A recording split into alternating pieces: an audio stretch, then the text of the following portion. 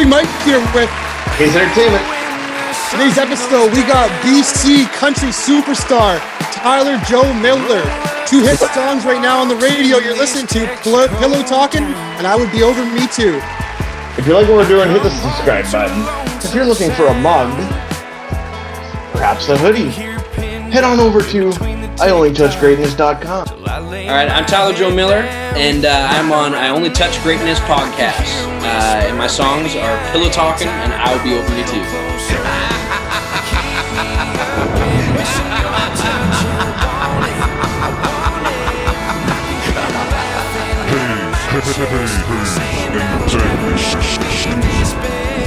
Even with her gone, I'm haunted. I still hear her pillow talking. Got on a new dress, hanging off her shoulders. The way they've been talking all night, he's really getting to know her. She hasn't even noticed. I'm at the end of the bar. Well, I guess it's just what happens when you break a good girl's heart. She's gone and found someone who'll dance when her song comes on. And I wanna be mad how fast she's moving on. But if her smile means that he's doing all the things I didn't do, well, the truth is I would be Ryan Hayes and Big Mike are taking over the podcast scene in Vancouver. Get down or lay down. Hey Tyler, how's it going? What's up? Good. How you doing? Good, man. Thank you very much for taking the time for us today. We really appreciate it. Totally. So it was a pain in the ass to get me on for 20 minutes, but Hey, It's all good, my man. the last interview ran a couple minutes over, and we were rushing. We're like trying to panic to end it, and oh, it's all good, man. okay, good. We'll start the interview right here. Sounds good to me. What's up? Let's hang out. Not much, man. We're big fans of yours, and we really appreciate you coming on. We know you're a local kid too, and we're from Vancouver too, Coquitlam actually. So Okay. it meant a lot to us. Yeah, right over the bridge. I'm Clayton Heights. Yeah. Oh, Okay, you're right okay. there. Yeah. Yeah. Rocking some moody ale, actually. Hey, Nice. One of my favorites. Oh yeah, it's a good one. This is the mint chocolate stout. It's damn good. well, that's Okay, good. so We're gonna you have like to your hit dark- Fruity Ales up for the sponsor now. Thank you. Yeah, exactly. There you go. So you like your dark stouts then, eh? I do. Yeah. I'm a dark beer kind of guy. It's normally either like stouts or IPAs or porters I'm going for. So Okay. Yeah. I'm the complete opposite. okay. Yeah. No, I don't. IPAs are way too bitter for me, and the dark crap, I don't know. Not my thing. That's good. More for me. It's all good. He also carries right. the first. Born in Langley. Did you grow up there too? No, I actually I grew up I'm actually born and raised in Surrey. So I grew up in Oh. Newton. My stats are wrong again. It's funny because there's a lot of like That's a good stat to be wrong on, just in case. there's a lot of stuff that's gone around that say I'm from Langley, but no, I'm there's a lot of stuff that's wrong going around. But I'm born and raised in Surrey in Newton, rootin' tootin', and but no, I grew up there most of my life. But I've moved to Cloverdale now, so I've just been here for the last like 7 years or so. Okay, get closer to the rodeo, obviously. Yeah, obviously that's the only reason. Yeah. That's definitely. Have you ever That's the only reason I crossed the bridge is coming to the rodeo. Well, next time you'll crash on my couch. So you're good. Have you performed at the rodeo? No, never. Okay. I've actually, since I released Pillow Talking, I haven't played one show. What? Yeah, I know. It's I was on a bunch of radio interviews today, just prepping for my next single coming out to radio, and they keep on saying, they're like, so like, you know, do you miss like not playing shows? I was like, not really, because I actually haven't played one doing my own stuff. So I used to play for other people as a utility musician, which is just like, which is basically just like playing. I was playing guitar, backup vocals, mandolin, whatever they kind of needed. And I would just get hired to do that for festivals or shows or whatever it was. And so, Okay. But since I released Pillow Talking, I haven't played one show. So I actually, I played a showcase at the CCMAs last year in Calgary. And that was the only time I've actually played my own music live for people. And so actually there was JRFM did like a cul-de-sac concert thing here. And okay. So I did just a little one in like a cul-de-sac for like 30 people, which is actually a lot of fun. But that was the only time I've actually played live in front of people.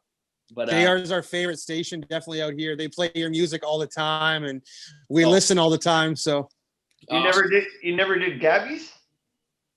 I played Gabby's with other artists, but I didn't do my own stuff. Yeah, or me and some other country dudes would be kicking around on a weekend and they'd call us up on stage. And last time I did that, it was me and Chris Buck got called up on stage and we did. Hey, our boy. Yeah. Yeah. Good old Buckaroo. Yeah. We went up and sang like Save a Horse or something like that. Okay. Yeah, that's awesome. Did you play any sports growing up? Obviously being a local Vancouver guy, you must've played hockey, lacrosse, I'm guessing. I grew up playing soccer actually, which, okay. If you see the rest of my body, you probably wouldn't be able to tell that I did any kind of No, but I grew up playing non-competitive hockey. So like I always loved ice hockey and ball hockey. Love that. That's always been my favorite sport, but I never really did it much competitively. But soccer was the only one that I actually played competitively, but that was only when I was young. So. Okay. We had Chad Brownlee on before you. That's why I came up with the whole hockey thing, because he went far in hockey, and then Sweet. Yeah, we got a bit of a Chad Brownlee before the label he was on last was he was on my label, and then with him transitioning out, I ended up moving in. So it's kind of took his room there. And okay, is that on Universal? No, MDM. Oh. So before Universal. Yeah. Okay. Yeah. And of course, Chris Buck's a good friend of the show. We love that guy. He's a good guy. He keeps around. He still follows us and keeps in touch. I talk to him all the time. Awesome. Yeah, no, Buck's awesome. He's just in Cloverdale here too. So I know. As soon as we get off of the air here, I'm sending him a message saying we had you on. Perfect. He'll tell me to reply to his texts. So when and what made you decide to do your own thing? That's a good question. So I actually have a nonprofit, and I do like humanitarian work down in Guatemala. Okay. Super random, but it's just been a passion of mine before even maybe not before music, but it kind of took me away from music for a bit, where I just kind of enjoyed kind of building that. I'm a contractor, so I'm a carpenter by trade, but I also do last few years I've been doing painting. More in like Langley, White Rock area. And when I was actually in Guatemala, one of the times I had my guitar with me and I was playing some tunes. And I used to play in an alternative rock band back in the day. And we did like all the bars in Vancouver and all that. But I stepped away from music for a good chunk of time, for a few years. And when I was down in Guatemala, this guy hears me playing my guitar. And in the morning he goes, "Hey, was that you playing your guitar last night?" I was like, "Yeah, it was." And he goes, "I didn't know that you do country music." I was like, "Oh, I don't." And he's like, "Well, you were playing country music." I was like, "Oh, there's just a few songs that I've written." And he goes, "Well, why the hell aren't you doing country music?" I was like, "Well, I've kind of enjoyed just stepping away from the stage and just kind of getting away from music for a bit. And I found this passion that I really love doing, and that was humanitarian stuff. And I'm a builder, so we go down there and do building projects and a bunch of other stuff. But I just when I'm enjoying just helping people, and I'm just kind of like discovering this passion in my life." And he goes, "Well, what if you did country music and you built a platform for yourself there, where people not only want to hear what you have to sing, but then what you have to say, and you can use that platform to influence even more people." I was like, "Well, shit, I can't say no to that. That sounds like a great idea." So I put my name out there just to start playing for people. And all of a sudden, in the summer, where the first summer that I put my name out there, I'm playing for these other artists, and also we're to open up for Toby Keith and all that stuff on the island at Sunfest. And all of a sudden I'm just playing for all these other artists, and it was pretty cool. And then myself and a good friend of mine, Kristen Carter, another long. We got her coming on in like a week. I'm just talking to her manager right now. Oh, awesome, man. Yeah, no, Yeah. Chris is awesome. So I played one show with her, and then we're just good friends. And so we started doing these covers. So we did like a Christmas cover, like Oh Holy Night. And then people were like, hey, you guys, your voices sound great together. You should be doing more of this stuff. And I was still just the side guy, and we ended up just doing this song. It's an Ed Sheeran and Beyonce song called Perfect. And we ended up doing that song together. And it was when I was sort of dabbling in like, hey, maybe I'm going to try to do my own thing. Who knows? We put the song out there, and then it just got shared hundreds of times, thousands of views. And we're like, holy shit, what's going on? And a couple of people from my label MDM see this video, and it's just circulated around Facebook. We didn't even put it on YouTube or anything. And which we probably should now, actually. But she, all of a sudden, Bobby Wills he's on our label, and he caught wind of it. And then Mitch Merritt, who's from Langley here, and he's from our label, they both saw it and messaged our label owner, Mike Denny, which is MDM, which is Mike Denny Music. And then also both of them text him. They go, yo, who the hell is this guy? Like, we should be looking into who the hell this guy is. And then they found out I was in the same areas as Mitch. And so all of a sudden I get an email from Mitch being like, hey man, this is Mitch from MDM. And we're, I hear you're pretty close to Langley. Why don't we sit down for a coffee? So we ended up going to Fort Langley and sat down and just had a chat. And I knew exactly who he was. And then it just turned out that I was opening for a buddy of mine at the Roxy, and he goes, hey, you want to like open up for us? And classic Roxy. And he goes, you want to open up for me and just do a little show? And I was like, yeah, I could throw like a half-hour set together. And so I put some of my songs that I'd written together and set up a band and everything. And then Mitch ended up coming to that show, and the next day he texts me and he goes, yo, let's meet up for brunch. And so we did, and they all of a sudden just offered me a record deal. Right on. So the rest is history.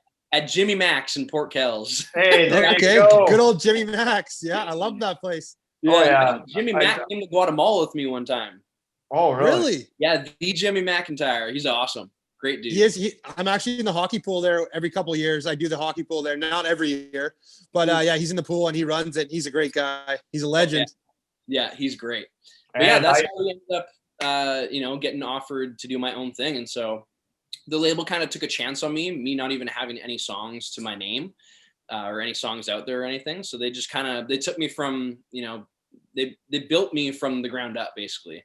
And I just kind of gave them I kind of just told them who I am. I go, I'm the dude that I'm the dude that's going to come off the lake and come play the stage in dirty boots sort of thing. Like, there's actually a time that we were doing Rock and River.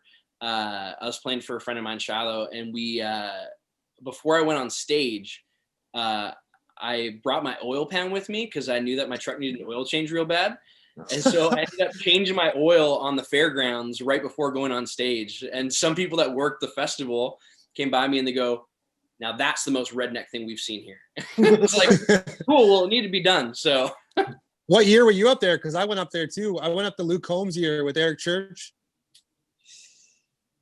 I believe right. 2 years ago, I guess. I would have been 3 years ago, actually. Now. Yeah, I think I was there. Yeah. Okay. Yeah, I think that was awesome. And Chad Kroger came out, Dallas Smith. It was awesome. Yeah. Yeah. No, I was there definitely. Hey, what's your favorite Christmas movie? Oh, that is. Oh God, that's a tough one. And why isn't it National Lampoons? Actually, no, that is great. I feel like I'm going to be Uncle Eddie when I'm older. So, but yeah, you might be. Yeah, that one's pretty good. National Lampoon. That's a classic. Of course, Home Alone and I always think of the cartoon Rudolph the Red-Nosed Reindeer one, but yeah, and Jingle All the Way, Arnold. Oh yeah. Oh yeah. Mike, I got one. Oh, Okay, go ahead. Go ahead. I was gonna shoot one more ahead of you. If you could sit down for dinner with anybody, who would it be? Dead or alive? Dead or alive? Not Tito, because I've already done that. So, Oh yeah, you were the one telling me, Ryan. I didn't even tell you. He has a crazy Tito Ortiz story. Let's hear it. All right. First, Brad Paisley. That Dead or Alive, I would love to sit down with Brad Paisley. I think he's my country music idol. He's the reason why I love country music. Great Tito. choice. Tito. So I was in Nashville and I was there for like a month just writing. And I was down there on a writing trip, and my roommate had came down just to spend, I think, a week there or something like that. And we were on the downtown Nashville Strip. And I think it must have been like 3 a.m. and we're hungry. And so we left the honky tonks, and on the strip there was, I forget what the place was called, but it was like a burger joint basically. And it was just open till like 4 or 5 a.m. And, which most of the bars are there, but we're in line and I'm looking at the menu, trying to choose what I want. And all of a sudden some dudes in the place start going, "Oh my God, is that Tito? Tito, is that Tito?" And everybody's just saying it. I'm like, what the hell's going on? And I look behind me, and literally right behind me, it's Tito Ortiz. And I'm like, oh, that's kind of funny. Like, it's friggin' Tito Ortiz. So we even looked up on our phones because we're like, okay, I got to make sure of this. And we're looking, and he's like, no, that's him. And he, super nice. He was so drunk that he couldn't read the menu. And so we ended up ordering for him. I think my roommate actually paid for his meal, which whatever. Yeah, and he ended up like we order our food and stuff like that, and we chat with him for a little bit. Some guy went up to try to get a picture. I think he put him in a headlock and stuff like that, just keeping the people happy. And we go and sit down, and he comes and sits down with us. And all of a sudden just starts scarfing down his like chili dog and hamburger, whatever it was. And we were just like, oh my God. Like, I think one of us like snapped a picture. It's just being like, I got to tell my buddies, like, this is crazy. I was a huge UFC fan at the time. I still watch like a lot of the fights now, but it almost got me into it. And I texted my buddies at like 3 or 4 in the morning. For back home, it was later than that. And I texted them, I was like, hey, apparently this guy's a fighter. And they're huge UFC fans. Like, what the hell? That's Tito. Yeah, I'm having dinner with him. So and, I don't think he would even remember. Like, he was pretty drunk. But yeah, we sat there for probably like an hour just having dinner with Tito Ortiz at like 3 a.m. See, Mike. Tito, Ryan, he watched our episode. That's how he knew that he put the 2 to 2 together. Okay. Yeah, finally when I actually read through messages and saw your guys, I was like, okay, I got to check this out. So I looked it up, and the first one I saw was Tito. I was like, oh, hell yeah, this is cool. So I watched it, and I was like, oh yeah, I gotta, yeah.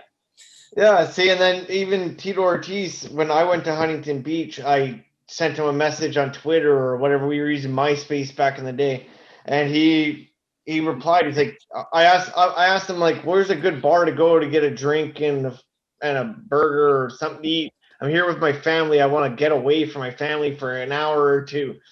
Tito replied with a, go check out my buddy's bar. I can't remember the name right now, but I went to it. They had all the memorabilia on the wall and Tito autographs, and boom, it was fucking great. Oh, that's sick. And then he's back. Yeah, and then we interviewed him, and of course our interview, I don't know what kind of mood he was in that day, but he went on a bit of a little rant about COVID and being a Trump supporter. And all of a sudden I'm on TMZ like 2 weeks later, like fucking, like, what did I do? You were on TMZ? Yeah. They posted our interview on TMZ. Oh, no way. Yeah. Of Tito Ortiz. And I don't know how I ended up there. I don't know what I did properly, but shouts out to Tito. I love Huntington Beach, and Tito was great. Yeah, no, that's awesome. We've just recently started going like after all the big fighters and stuff, and it's just crazy hearing their stories, and like having Mark Hunt on, who's just absolutely nuts, and Chris Lieben. Like, those guys were crazy, man. Like, growing up in our age, those were the guys we were watching fight. Right. Yeah, we had Kenny Florian, Jake Shields, fucking Carlos Condit. Yeah. You guys are just cleaning up. I know, we're Yeah. killing it. That's why we swooped in to get you, the next country superstar. Yeah, that was a hook and bait. What do you enjoy most about being an artist, and who are the biggest influencers so far in your career? Man, first question is tough because I started during Christmas. I mean, we put out my first single on Christmas Day, Pillow Talking, and from then to March, there wasn't much going on. I was actually in Guatemala at the start of March, end of February, start of March, and then the pandemic hits. So all of a sudden, it's like we can't play shows or anything. So I always joke about how, like, sure, I'm on the radio like a hell of a lot, which is cool. And we've done pretty good. I mean, especially during the pandemic, but also like we got a couple number ones on our belt and stuff like that, which is pretty sweet. And we went gold actually yesterday on Pillow Talking. We got a gold single, which is crazy within a year. And it's kind of like, I make this joke how it's like, it sort of feels like a make-believe sort of thing. Like I haven't actually seen it. You're like pinching yourself. Like, am I okay? Yeah, it's like Truman Show sort of thing going on. But you guys are just pumping my tires. But the coolest thing I think is it's not as much as an artist, but it's more of a writer. So I was a writer before I was an artist. And so I'll Be Over Me Too, my latest single that's been out on radio. I was a writer on that one. I didn't write Pillow Talking, although I should start telling people I did because that song's song.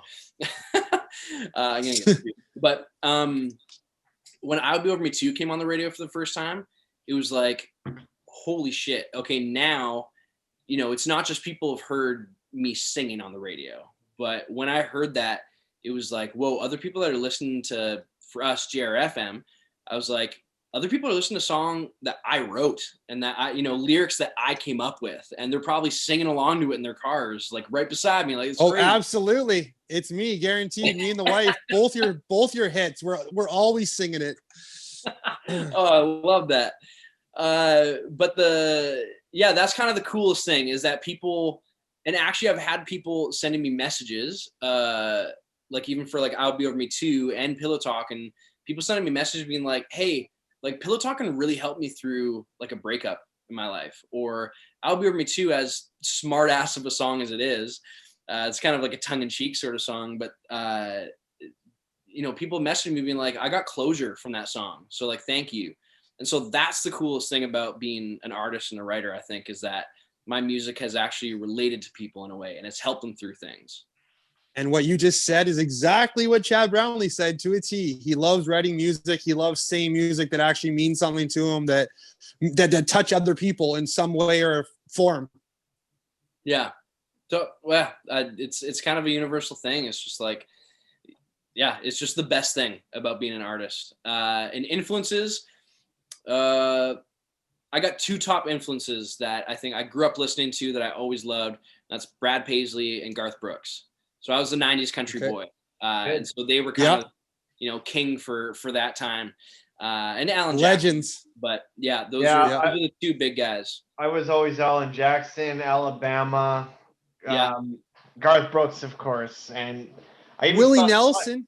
Hang on, I saw Sawyer Brown with John Michael Montgomery in the fucking Cloverdale Rodeo when I was a kid. That's crazy. Yeah, Willie actually. Now you're aging yourself. Yeah.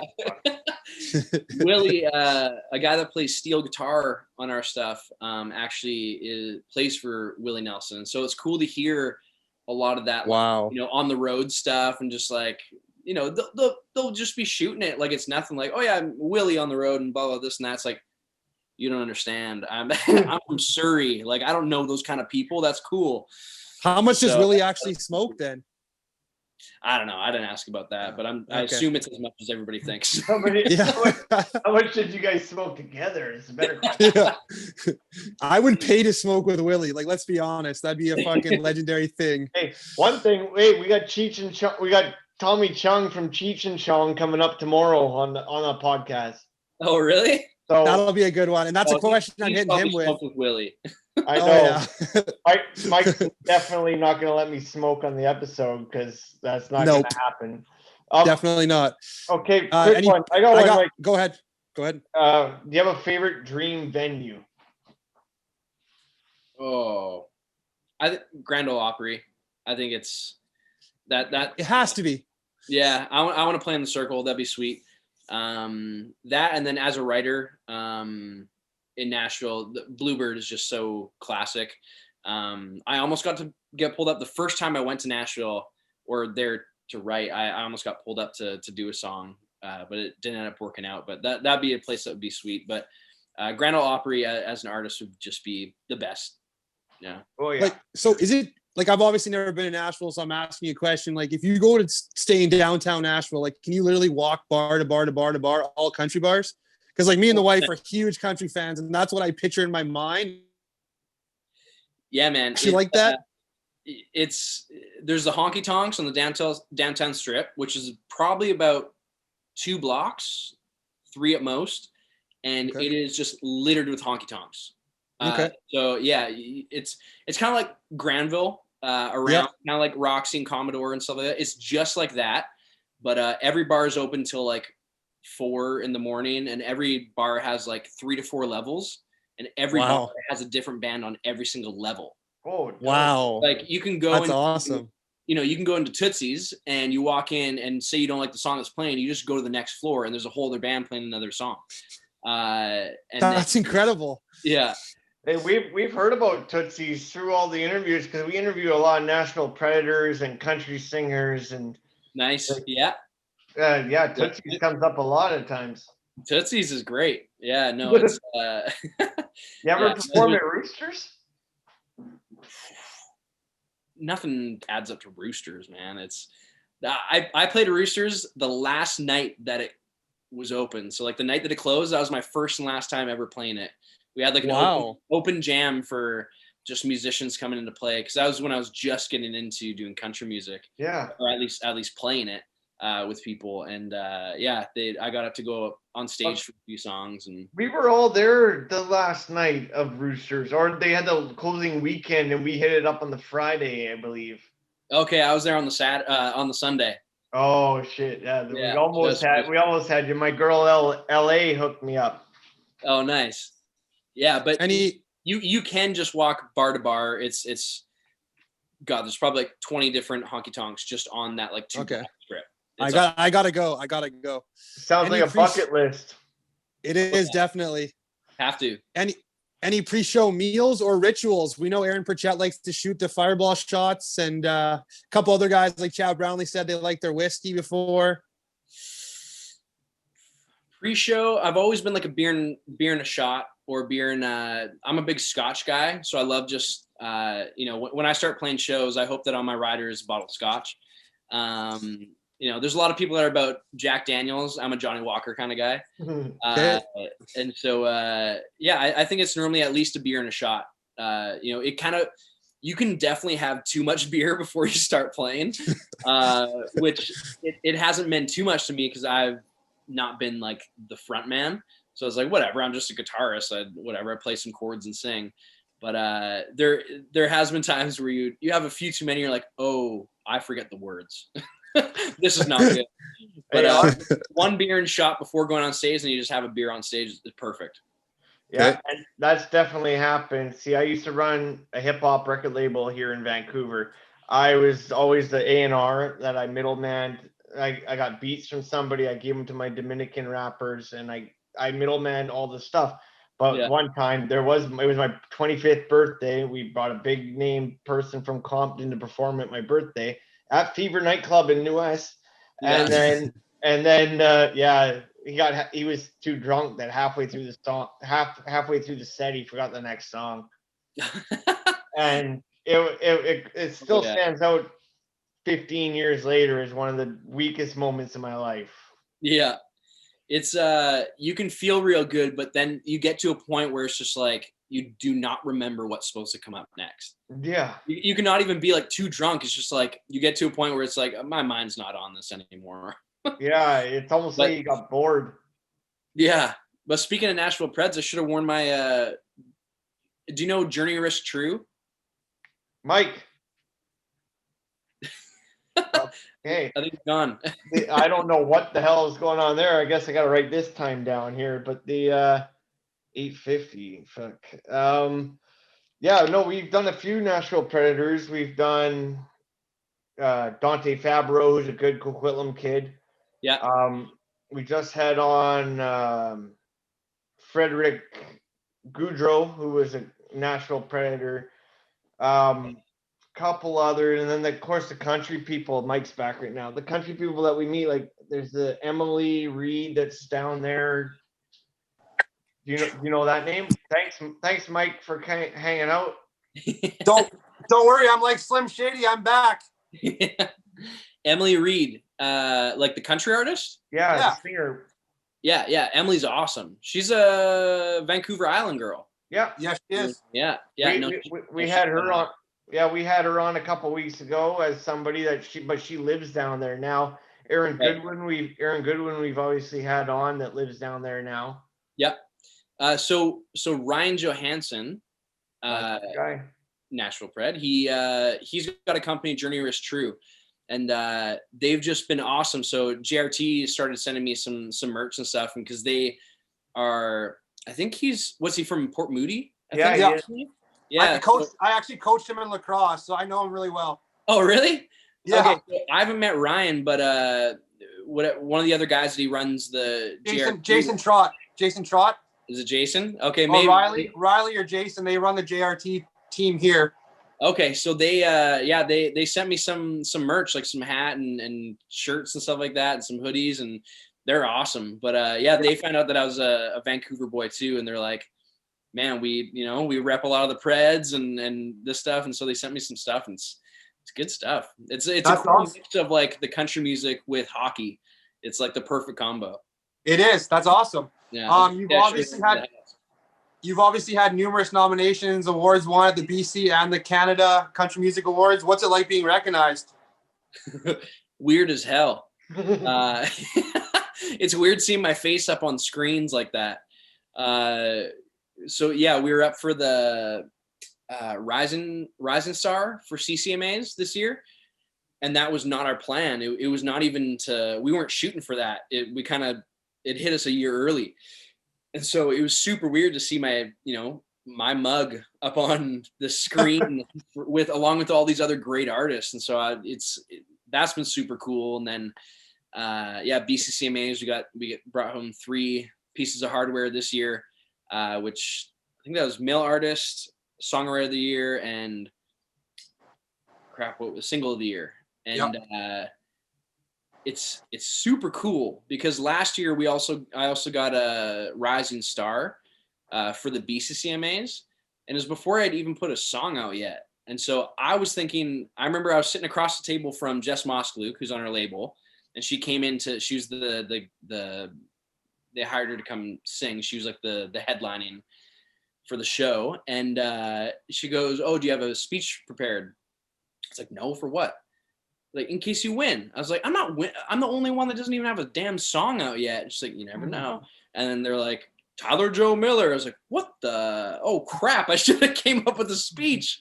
So I just sounded like an idiot, but it was cool to see the support of the country community before even putting a song out, where I think, people maybe they just caught wind of maybe my music or what was coming next. And so it's been really cool, just as a new guy on the block, this, new kid from Newton, Surrey, to be recognized for these things. It's been pretty cool. But it's also super weird. Even hearing my name on the radio, hearing my songs on the radio still, see my face up on these friggin' screens, like it's bizarre, but it's starting to sink in a little bit where it's like, okay, this is a thing now, so I got to get used to this. And having those people on your side now going forward in life is going to help. It's only going to make you bigger and your songs bigger. And now if you're getting awards when you didn't even think you were going to win, that means they've already been watching you for the last 6 months. So now it's going to go even bigger now. Hopefully, we'll see. Or I bomb or get canceled or something. Who knows? Will, don't say anything stupid. I'm trying not to. Hey, we're getting him on before he turns into the Canadian Luke Combs, man. I know. You've been crushing the country scene last couple of years, last couple of months, should I say? Pillow Talking and I Would Be Over Me Too, two of my favorites. What actually like went into that, and where did you get the idea of those songs? So it actually went in the opposite order. When I was down in Nashville writing for The Month a couple of years ago, or last year, whatever it was, we wrote "I'll Be Over Me Too," and we get into this publishing house with Kelly Archer, who's an unreal writer, and then one of my managers, Mitch Merritt, he's also a writer. And so we get in this room, and Kelly goes, she's like, "Hey, we went through a few different titles and ideas," and she goes, "I have this song title that I've wanted to write for a while, and I think that we could write something cool with it. It's called I'll Be Over Me Too." I just went, shit, I know exactly what that song's about, and I have too much material for that. And so we wrote it basically about a breakup of mine back in the day, and it was just kind of like those situations where it's like, you know what, like I would have left me too. That guy's way better for you than I could have been. Which is, it was written as a ballad. So it was supposed to be this sappy, sad song. But then when we got in the studio, my manager, Danik, who is also a guitarist in Emerson Drive, he was like, "Hey, I got the drum track for I'll Be Over Me Too, and don't freak out, but like, just listen to it and just consider it." And he plays it, and it's a fast song. And I was like, "What the hell? This isn't the right song." And then we started to add some more instruments, and I was like, "Oh, this makes more sense." Because nobody's written, this kind of tongue-in-cheek, like, "Yeah, you should have dumped me" kind of breakup song. So it was like, I was a jackass. I would have dumped me too. And so when we wrote that song, at the very end, she goes, "Hey, by the way, like, I really like your style and your voice and what you're kind of doing. And I actually have this other song that I would love to introduce to you. It's called Pillow Talking." And she's like, "Would you like to take a listen?" I was like, "Yeah, sure." And so she plays this Pillow Talking song. And, by the time it hit the first chorus, I was like, "Oh shit, this song is going to be a hit no matter who sings it. Like, I want to be the one that sings it." Yeah. And so we took the song from there. And so I wish that I had written it, but it was just one of those ones that got pitched to me. And and so that's how it kind of came about. And I think this song is kind of like a cool progression, or these first three songs, because it was kind of like, "Yeah, girl dumped me." And then the next one was like, "Yeah, well, I would have dumped me too." And then the third one that we have coming out Christmas Day to radio is called Fighting. And it's basically like fighting with yourself to become a better person. And so the whole song is realizing your insecurities and things, about you that you want to change or should change, or your demons under your bed and in your closet. And Ryan, you should listen to that song. What's that? I said, Ryan's got to listen to that song. Oh yeah, well, I've been through nothing but hey, it's like, we're not getting into my fucking relationship here right now. Don't worry, I'll send it. Then in 5 minutes you're gonna tell me we got to edit this part. What about the part where we're talking about my relationships?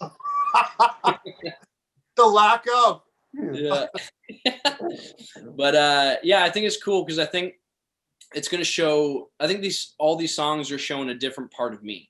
And because I've really invested, myself as a writer into these songs, and going, like, I'm just writing about me and about my life. And so it's kind of a cool, little backstage pass to who I am in a way. So that's awesome. That's a good way to introduce yourself to the music industry. Yeah. Just be yourself. That's right. It works. What would we find on your playlist? You're going to find a lot of Paisley. Okay. You're going to find a lot of Cody Johnson. Okay. Tyler Childers. Coulter Wall. And good one. Luke Combs. Combs is great. So yeah, Luke Combs is my boy. I've seen him like 3 times now. My favorite one was at the Commodore. Me and the wife, we were like front row, and I'll never forget. He's drinking his Jack Daniels and Coke, and he whips it out in the stands. And like my wife could taste a whole sip of it. She got so much in her mouth. That's how close we were. It was awesome. Amazing. Well, you can Who would you like to most collaborate with? What's that? All right, go ahead. My comment was stupid. Okay. Edit. Who would you like to most collaborate with? Oh, God, that is tough. It's between all 5 of those artists that I said. No, I would love to collab with Brad Paisley. Yeah, That's a good one. That's a good one. Yeah, or if we're talking local or within Canada, Jade Eagleson. Love Jade. Good buddy of mine. He's just awesome. So yeah, it'd be badass to do a song with him or something like that. Yeah, you guys should. Another one I was gonna throw out there, which is kind of local too, well, Canadian at least, is JoJo. I feel like you and JoJo would have some good rhythm. Oh yeah. No, JoJo's great. Good buddy of mine as well. So it's yeah. Great friend of the show, that guy. He's a beauty. Love it. What's one message you'd love to give to your fans? Who? Man, a message I would like to give to my fans, I think, would be kind of what I try to do with my music. Stick to your roots and just be honest. I think that's, that's been, I think, the foundation of my success so far. And so it seems to be a good thing to go by so far. So that's, I think, what I would pitch to my fans for some good advice. So. Well, sticking to your roots, I mean, you're a country star now and you're talking to us 2 chumps, so we must be doing something okay. Yeah, that's right. Well, there's only one chump here and it ain't me. What's the new song? Any Christmas songs coming out or anything like that? Any mixes? No, we don't have any Christmas songs. We were potentially going to do one this year, but we ended up putting my EP out in November, and so it was kind of like that was our main focus of getting those songs out. Obviously, and too much rush to get another one out before Christmas. Next year we'll probably get one out. Yeah, we'll see about that. What's the most useless talent you have?